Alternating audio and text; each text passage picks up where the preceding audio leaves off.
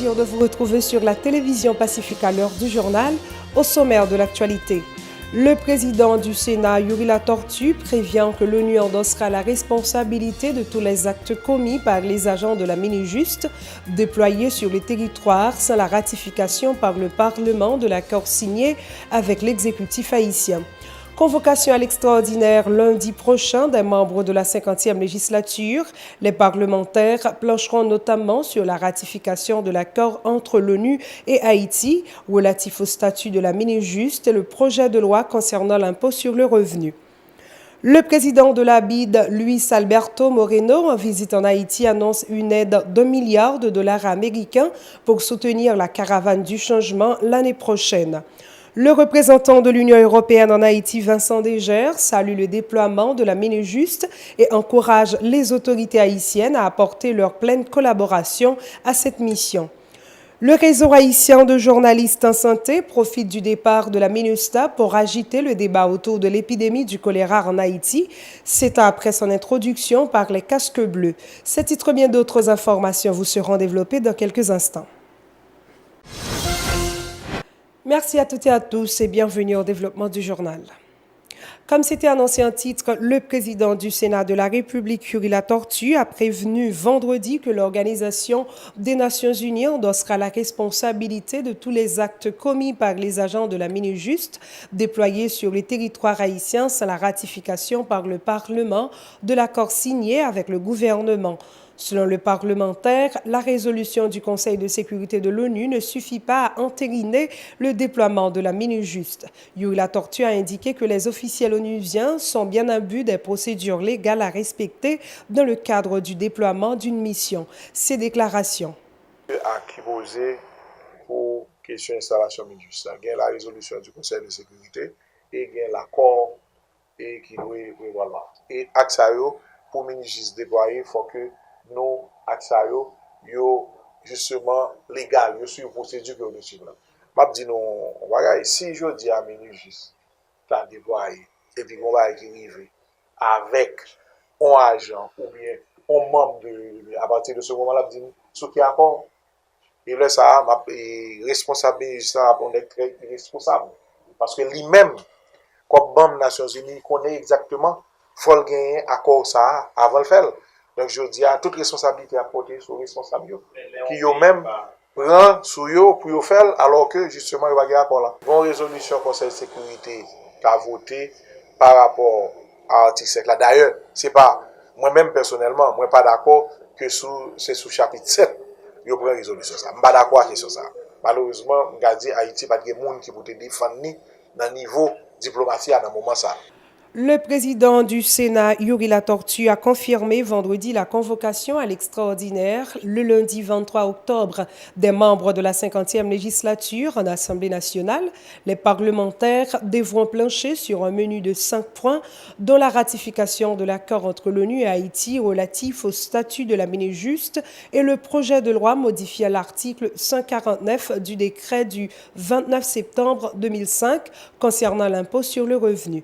Écoutons le président du Sénat, Yuri Latortue. Il y a le projet de décret portant ratification de l'accord de coopération éducative et culturelle entre le gouvernement du Mexique et Haïti. Projet de décret portant ratification de l'accord entre le gouvernement de la République d'Haïti et encore le Mexique, mais cette fois-ci sur les investissements. Et projet de décret portant ratification de l'accord entre l'Organisation des Nations Unies et le gouvernement de la République d'Haïti concernant le statut de la mission des Nations Unies pour l'appui à la justice en Haïti, Minijust. Songez que depuis 11 semaines avant, nous avons dit il faut que l'accord ça allait passer devant le Parlement, puisque en 2005, pas de gagné Parlement, qu'on y a gagné Parlement, il y a un projet de loi modifiant l'article 149 du décret du 29 septembre 2005 relatif à l'impôt sur le revenu, gagné du choix des 9 membres du Conseil électoral permanent. Le représentant de l'Union européenne en Haïti, Vincent Degers, salue le déploiement cette semaine de la mission des Nations unies d'appui à la justice en Haïti, MINUJUST. Selon l'ambassadeur de l'Union européenne, cette nouvelle mission répond directement à un besoin de soutenir les efforts de la justice haïtienne. M. Degers a par ailleurs encouragé les autorités haïtiennes à apporter leur pleine collaboration à cette mission. Ces propos au micro de Mario Sylvain et David Mercius. Mais ce qui est indispensable, c'est de voir que, et je crois que tous les citoyens sont d'accord avec ça, c'est qu'il y a un besoin de modernisation aussi de la justice, du système de justice haïtien pour qu'il soit plus efficace, plus rapide, plus équitable, certainement dans son fonctionnement. Donc sur la finalité de la mission, je crois qu'elle est tout à fait claire pour tout le monde. Moi, ce que j'espère, c'est que la MINUJUST va permettre de poser un diagnostic, de voir où sont les problèmes, où sont les déficiences, et ensuite de travailler à la fois sur le principe d'indépendance de la justice, qui est tout à fait fondamental, et aussi sur le principe de modernisation et d'efficacité de la justice. Mais pour que ça fonctionne, ça veut dire qu'il y a une vision et une appropriation au niveau de l'État haïtien lui-même. Je crois que c'est là-dessus qu'on doit travailler ensemble pour essayer d'avancer. Ça prendra beaucoup d'efforts, beaucoup d'années certainement pour le mettre en œuvre, mais je crois qu'on doit avoir un bon diagnostic pour pouvoir aller de l'avant. Autre nouvelle, le président de la BID, Luis Alberto Moreno, annonce une aide de 2 milliards de dollars américains pour soutenir la caravane du changement l'année prochaine. M. Moreno conduit une délégation de la Banque interaméricaine de développement BID en Haïti pour notamment s'enquérir de l'état d'avancement des travaux de la caravane du changement et évaluer ses besoins. Accompagné du chef de l'État haïtien, Jovenel Moïse, la délégation s'est rendue ce vendredi dans le sud du pays où elle a visité les travaux d'installation d'une centrale énergie éolienne et solaire.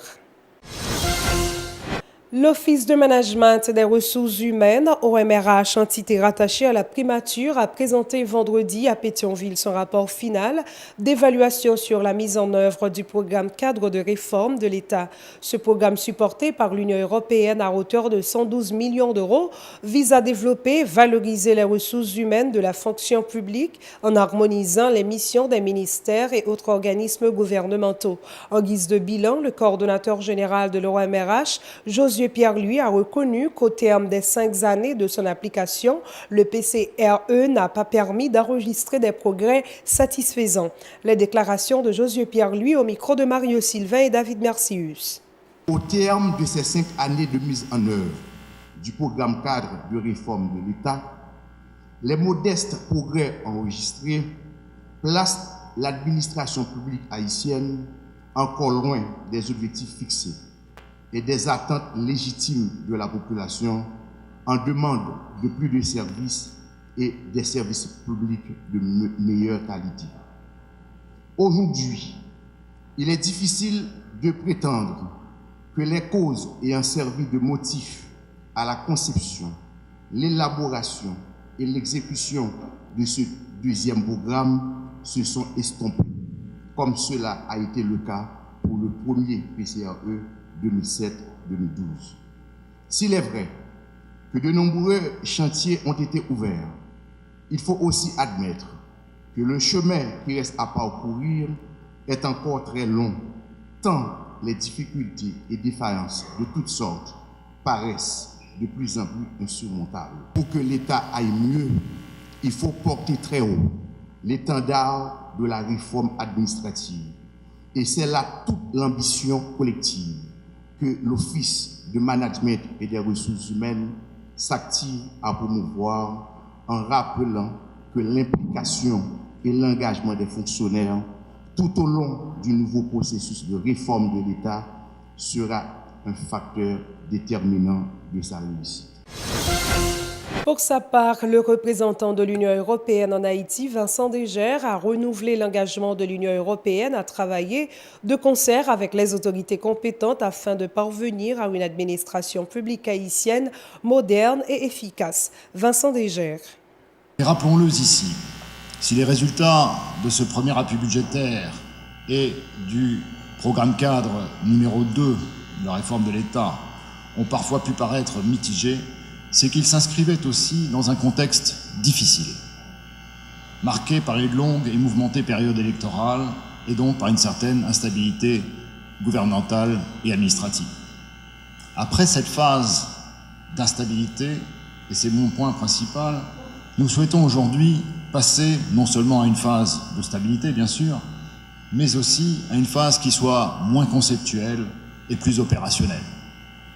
Après ce premier appui budgétaire de 112 millions d'euros, nous négocions aujourd'hui avec le Premier ministre, avec ses ministres directement concernés, un second appui budgétaire doté, lui, de 120 millions d'euros et qui devra, et je pèse ces mots, poursuivre et intensifier les réformes de l'administration publique. Et l'évaluation que l'on a pu suivre tout à l'heure doit nous guider, doit nous donner des pistes pour, comme Alice, si possible, sortir du bois, sortir de l'ombre. L'objectif de ce second appui budgétaire, aligné sur celui du nouveau programme cadre numéro 3 qui sera adopté, devra être de consolider et de rendre effectives et efficaces les réformes initiées.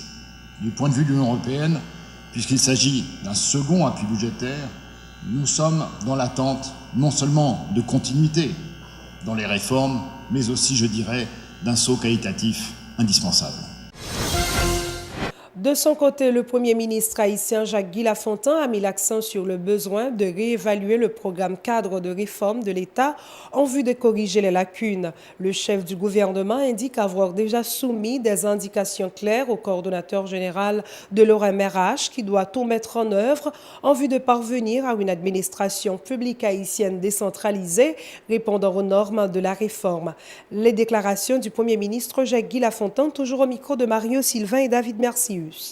L'évaluation de la deuxième version 2012-2017 nous donne l'occasion de faire le bilan des actions menées, de réexaminer les stratégies, de revoir les diagnostics et de nous poser un certain nombre de questions et trouver des solutions pour moderniser notre administration publique et lui permettre de fournir à la population et sur l'ensemble du territoire des services publics de qualité. J'ai transmis au coordonnateur général de l'Office de management et des ressources humaines une feuille de route pour qu'il assure le pilotage de cette réforme qui nous permettra de tendre vers une administration publique modernisée, à fournir un service public de qualité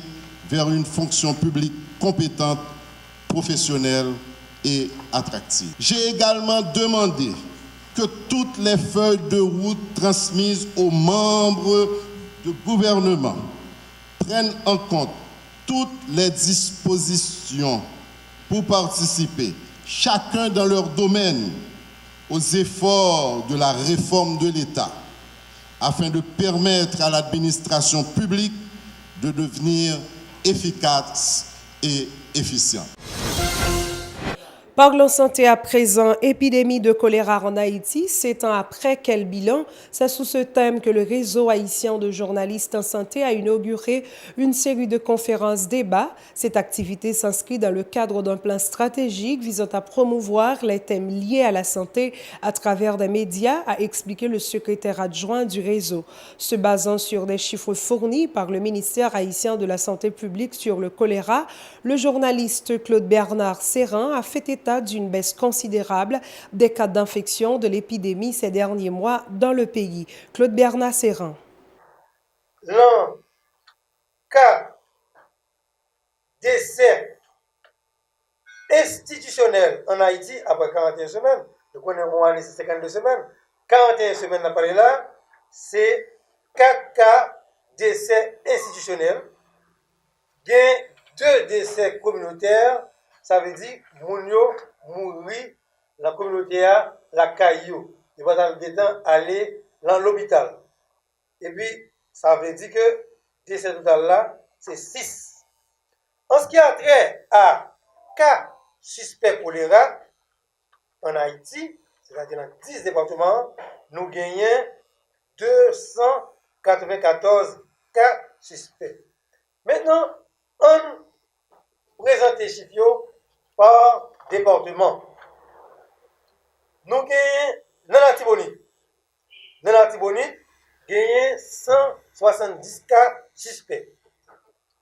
90 cas hospitalisés dans l'Artibonite, gagné 3 décès institutionnels, toujours dans l'Artibonite, et gagné 0 décès communautaire, qui va au total de 3 décès.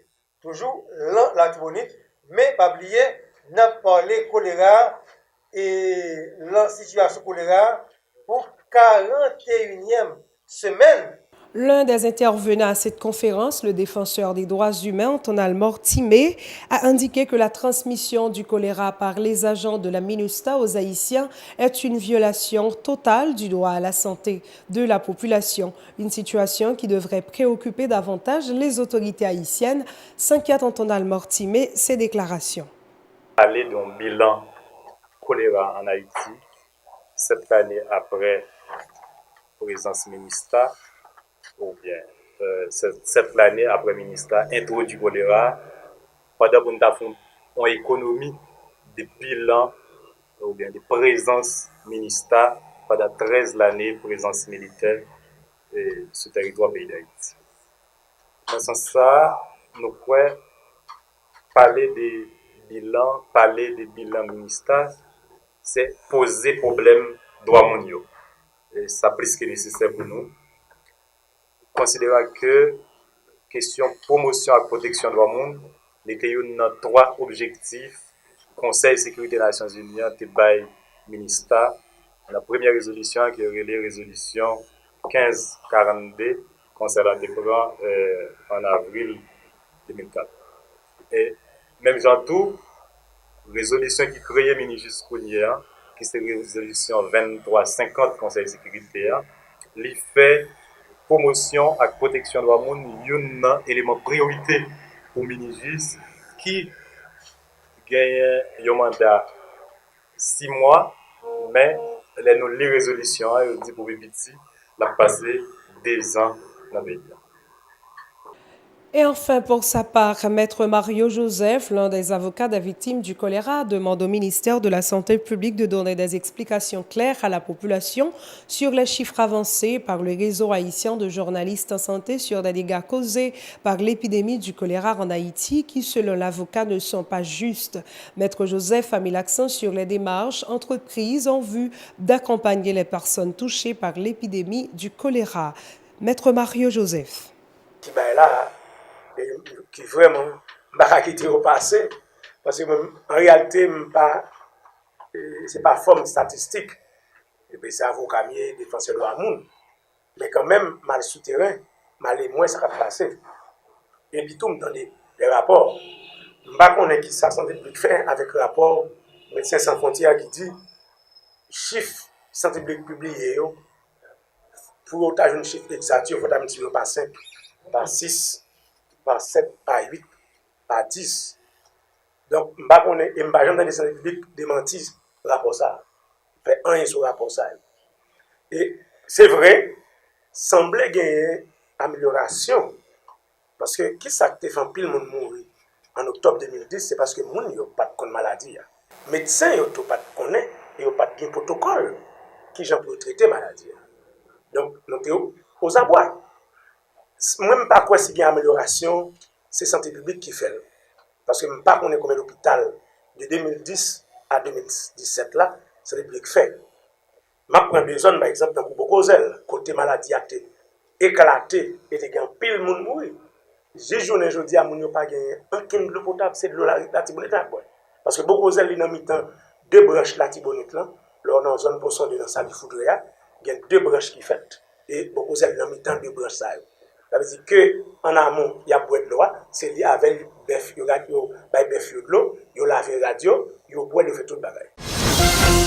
Voilà ce qui met un terme à cette édition de nouvelles. Merci d'avoir été des nôtres. Restez sur la télévision Pacifique pour la suite de sa programmation.